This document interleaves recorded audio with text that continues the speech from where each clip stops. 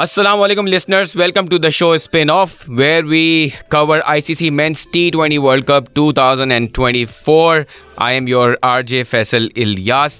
Group 1 has also been decided after the games between India, Australia and Afghanistan, Bangladesh. Two outstanding games of cricket where Australia has been left out and Afghanistan has qualified for the semi-finals. This is for the first time that Afghanistan has qualified for the semi-finals in an ICC tournament. We remember that Brian Lara gave them the chance and he said that Afghanistan is the team who has an outside chance to qualify for the semi-finals, and he was right. Afghanistan has lived up to the expectations, and also Michael Vaughan said that Afghanistan is the second best team in Asia, so he was also right because Afghanistan has proved it. They beat Bangladesh in a close encounter today morning, and it was an outstanding game of cricket. We'll talk through this game in complete detail, but congratulations to Afghanistan and India from Group 1 to qualify for the semi-finals in this year's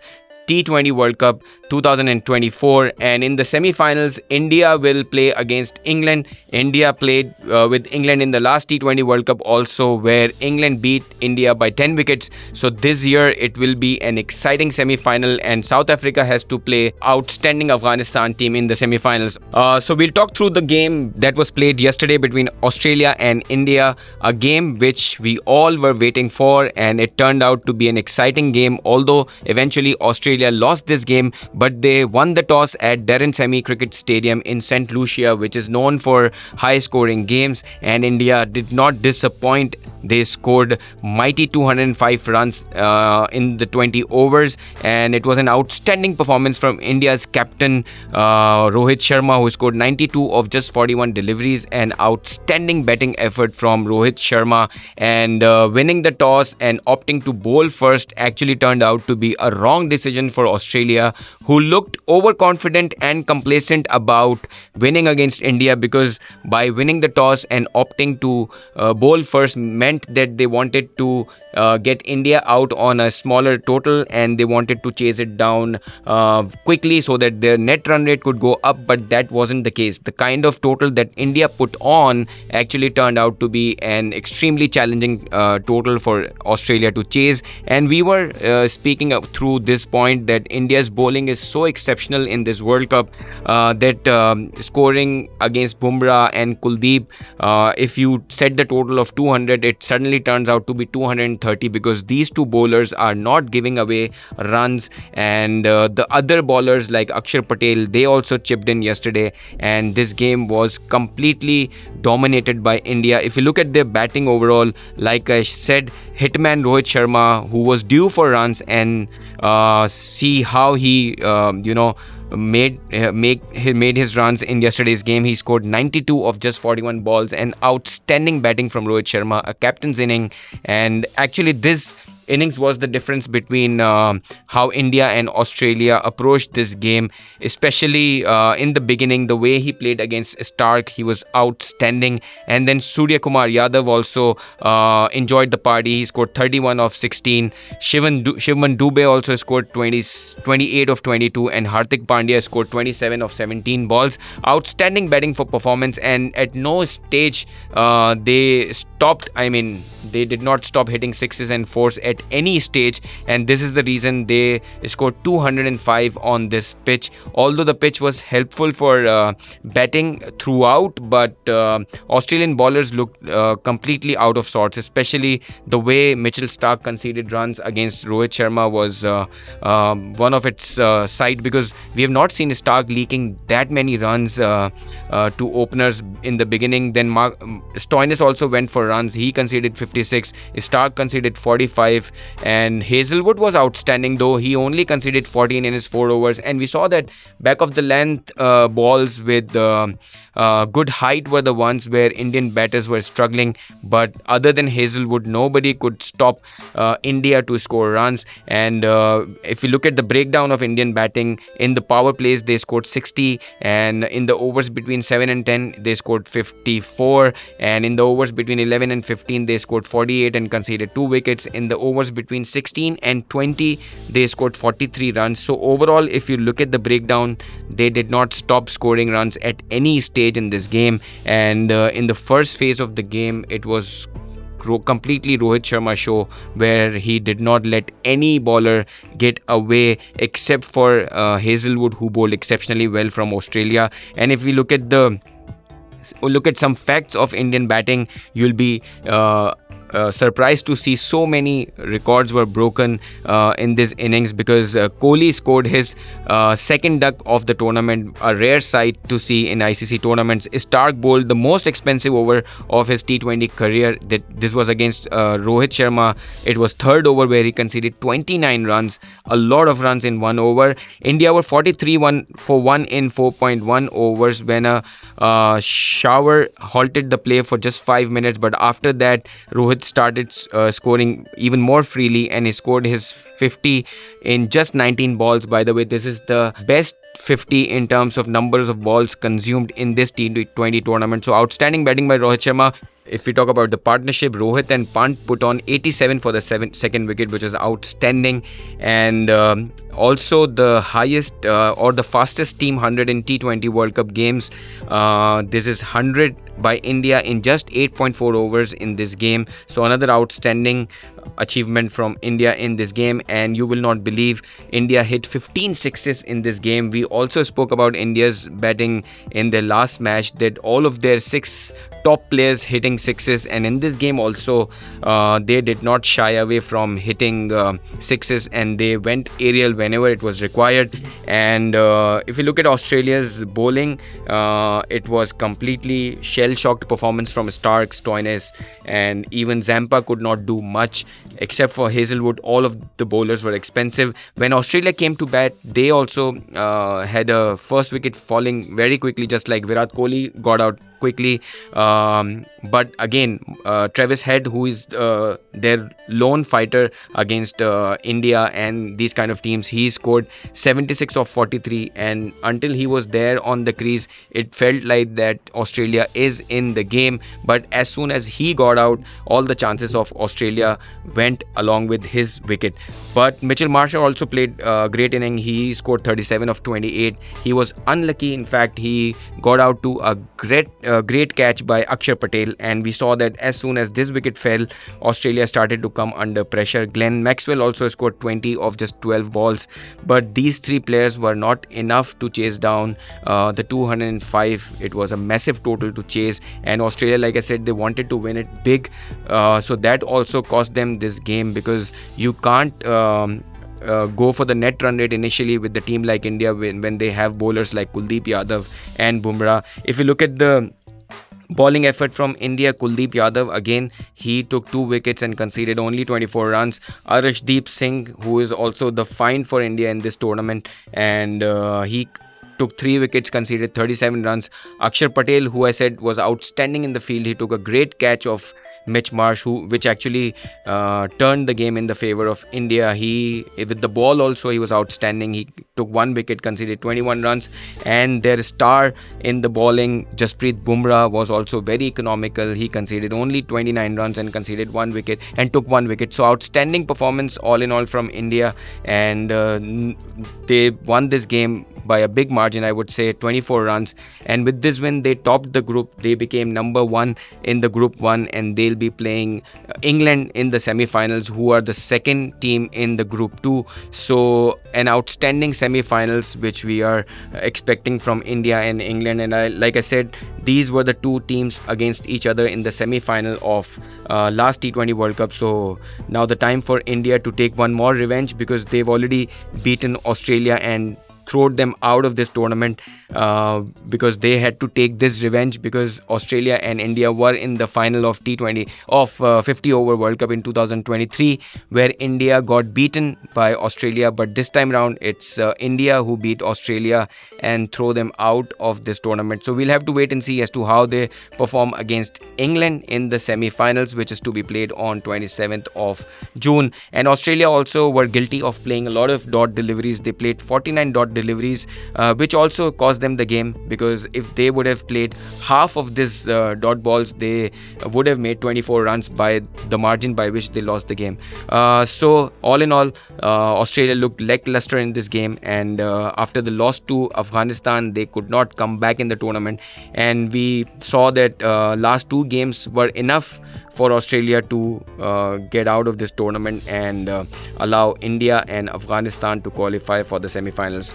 So we move towards the song right now, and when we come back, we'll start a conversation with the game between Afghanistan and Bangladesh. An outstanding game of cricket, very close game, and eventually Afghanistan managed to win that game and qualify for the semi-finals of ICC Men's T20 World Cup 2024 for the first time in the history of Afghanistan cricket. They're qualifying for a semi-final. I can see some of your messages about Pakistani team and asking as to whether all of the players have come back to Pakistan. I know that Babar Azam has come back to Pakistan, and obviously he also has to face media, but PCB is also supposed to have a media conversation of the players with the media, and PCB should also officially come out with their stance on Pakistan's performance in the T20 World Cup, where we have seen that two Asian teams, India and Afghanistan, have qualified for the semi-final, and it's very disappointing to see that Pakistan did not even make it to the Super 8. But this T20 tournament has been great for Afghanistan, and we expected Afghanistan to have an outside chance to qualify for the semi-finals, and this is what they have delivered. They lived up to the expectation by star players like Brian Lara and Michael Vaughan, who gave them the chance to qualify for the semi-finals. That they have done it. Now they have to play against South Africa, but we'll go through the game that they played against Bangladesh to qualify for this semi-final feat. And obviously now Afghanistan is going to give a tough time to the chokers South Africans, who have been unbeaten in the tournament. By the way, Afghanistan, when beat Australia in the Super 8, Australia was also undefeated in the tournament. So Afghanistan is becoming a giant killer team, where they already killed Australia from the tournament, and now they could also give a tough time to South Africa. But we'll have to wait and see as to how the semi-final will progress. But today morning, the game between Afghanistan and Bangladesh was played. It was played in Emmor Vale Stadium in West Indies, and Afghanistan won the toss and they chose to bowl first.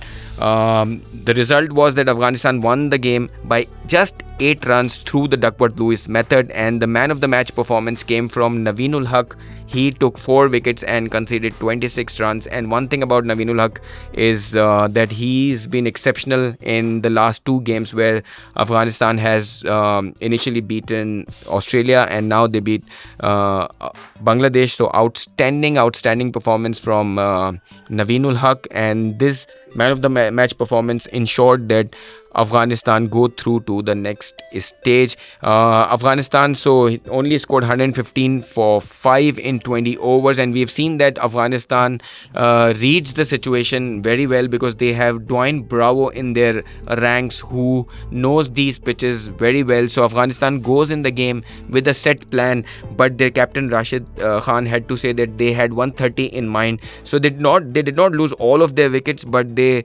were satisfied with a certain total, because they knew that Bangladesh will go hard in the beginning, and that's what exactly happened. If you look at the individual performances, Gurbaz, their star opening batsman and wicketkeeper, he scored 43 in 55 balls. Rashid Khan's 19 runs of just 10 balls is the score that actually made Afghanistan win this game, because had these runs were not scored, Afghanistan would not have scored even the 100 runs. And Ibrahim Zadran also scored 18 of 29. So all in all, normal average batting from Afghanistan, but it was good enough for Afghanistan to defend against a team like Bangladesh. We move towards the song and a break right now in the show. When we come back, we'll complete our discussion on Afghanistan-Bangladesh game, which was outstanding, because in the beginning, Bangladesh looked like chasing this down, but then Afghani bowlers put the brakes on Bangladeshi batsmen. Afghanistan won the toss. They batted first. They scored 115 for 5, which at the halfway stage looked to be a small total, but eventually it turned out to be a good total, because Afghanistan won the game by 8 runs through the Duckworth-Lewis method, thanks to the outstanding performance from their captain Rashid Khan and the man of the match performance from Naveenul Haq, who took 4 wickets of just 26 runs. Outstanding performance overall from Afghanistan, and if a side starts to defend such small totals, eventually such a side could become the world champions as well. But we'll have to wait and see as to what happens, because cricket is a funny game. Anything can happen, and especially in the T20 format, you can expect anything to happen on a given day, because who would have thought that Australia will be beaten by Afghanistan, and who would have thought that Afghanistan would qualify for the semi-finals? But that has happened, and they will play the semi-final on 27th of June. Coming back to this game between Afghanistan and Bangladesh, like I said, Afghanistan scored 115 for 5 thanks to Gurbaz, who scored 43, and Rashid Khan, who scored 19 of just 10 balls, and Ibrahim Zadran scoring 18 of 29. If we go through the bowling performance from Bangladesh, it was their leg spinner Rashid Hussain who was amongst the wickets once again. He took 3 wickets and conceded 26 runs. Taskeen Ahmed, who made a comeback after missing the last game, he took 1 wicket and conceded 12 runs. Mustafizur Rahman, their outstanding left-arm pacer, also was economical, conceded only 17 and took 1 wicket. If we see Afghanistan's batting in breakdown of power play and other overs, we see that they were good in the power plays, because it was a low-scoring game. They scored 27 in the power plays, and between 7 and 10, they scored just 10 runs, and in the overs between 11 and 15, they scored 22 for 1, and in the overs between 16 and 20, they scored 35 runs, and 4 wickets were taken by Bangladesh during that time. So all in all, Afghanistan knew that this pitch is going to produce less runs. We spoke about this as well in our show yesterday, that teams winning first have a clear chance of winning the game, and that is what has happened. And it's a low scoring ground, we knew as well.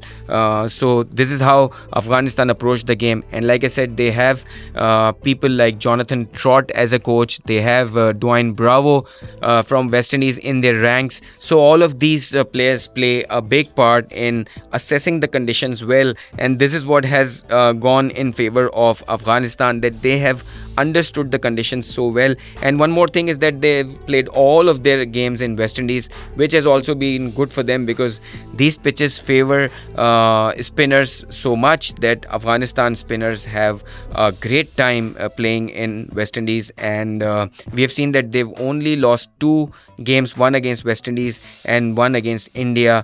Other than that, they have beaten Australia, now they have beaten Bangladesh. So outstanding tournament. They beat New Zealand in the beginning as well. While batting, Afghanistan was very cautious. They were approaching a small total. They expected to score 130, but they fell short by 10-15 runs, but eventually 115 was enough. We just saw the breakdown of how they scored 115 runs. They were very cautious. They did not give away many wickets in the power play. They made sure that their openers also scored major of the runs, and their captain eventually chipping in with 19 quick runs, which helped them score 115. And outstanding bowling, if you look at from Bangladesh, because only restricting Afghanistan to 115 was a good thing to do. And at the halfway stage, Bangladesh were fancying their chances to chase it down, but they could not do it because Afghanistan bowling is outstanding, and some of their players like Naveenul Haq and Rashid Khan are literally unplayable on these pitches. So we'll see as to how Bangladesh approached their innings. They started off well actually. Liton Das, who's their top scorer, he scored the only 50 of this game. He scored 54. He was not out, and he's scored his 54 in 49 balls. But apart from him, only two other players could go to the double figures, and rest of the players got out, not reaching even the double figures. So two other players who scored, one scored 14 was Ridoy, and Somya Kumar Sarkar also scored 10 of 10. So apart from these three batters, nobody could move to the double figures, which tells you that they fell short by 8 runs, and they could only score 105 in 17.5 overs, and they were all bowled out. If we look at the bowling performance from Afghanistan, their captain Rashid Khan took charge. He took 4 wickets and he conceded 23 runs. I am surprised why he was not the man of the match, because Naveenul Haq, who also took 4 wickets and he conceded 26 runs, he turned out to be the man of the match. But doesn't matter. I mean, the way they performed, the way they are playing as a team, this is the reason why they have qualified for the ICC Men's T20 World Cup semi-final. For the first time in their history, they are qualifying for a ICC tournament, and great performance by Afghanistan overall. Gulbadin Naib, who was good with the batting as well, he was very economical. He conceded only 5 runs in 2 overs and he took 1 wicket. These are all very senior players, by the way, in Afghanistan team. So Afghanistan team is a mix of a lot of good young talent and some senior players like Rashid, Nabi and Gulbadin. So Faisal Faruqi, who's been an outstanding bowler for Afghanistan, he bowled only 2 overs, conceded 15 runs and took 1 wicket. Now we'll see in the breakdown of overs. In power play, they scored 46 and they lost 3 wickets. That was the most worst thing that they did, because they lost a lot of wickets in the power play. Then in 7 to 10 overs, they scored 31 and again they lost 2 wickets. In the overs between 11 and 15, they lost 3 wickets again and only scored 17 runs. So it started to become difficult for them to score runs, because as soon as the spinner came in, it was difficult for Bangladesh to score runs, and eventually they fell short by 8 runs and giving Afghanistan a close victory whereby they qualify for the semi-finals. So with the Afghanistan win against Bangladesh and India's win against Australia, the 4 teams for the semi-finals and the 2 teams from Group 1 have been selected. So India is going to play against England and Afghanistan is going to play against South Africa. We know that India is unbeaten in the tournament, like they were unbeaten in the 50 over World Cup in 2023, where they lost the final against Australia, but they have taken their revenge in this year's T20 World Cup. And we also know that South Africa from Group 2 are also unbeaten, and we know that they have the history of choking in the bigger games, but we expect them not to do this time round, because we want a new winner from the T20 World Cup, because this is how Pakistani fans are. When our team is not there in the World Cup, we want a new team to win in the T20 men's final, and this could be South Africa, India, Afghanistan, or any of these 4 teams, England. So we'll fancy the chances of England and India more, but we'll have to see. But yeah, these 2 teams cannot be in the final because they are playing the semi-final against each other, and South Africa will play against Afghanistan. So all to look forward to, and we expect these games to be as exciting as the last 2 games that we have seen. And these 2 semi-finals will be played on 27th June. Tomorrow is the rest day in T20 World Cup, but we'll be with you tomorrow and we'll talk about Pakistan cricket, and we'll analyze these 4 teams as well in our tomorrow's show. Right now, I'll have to say goodbye to you, all of you guys. Catch you guys tomorrow.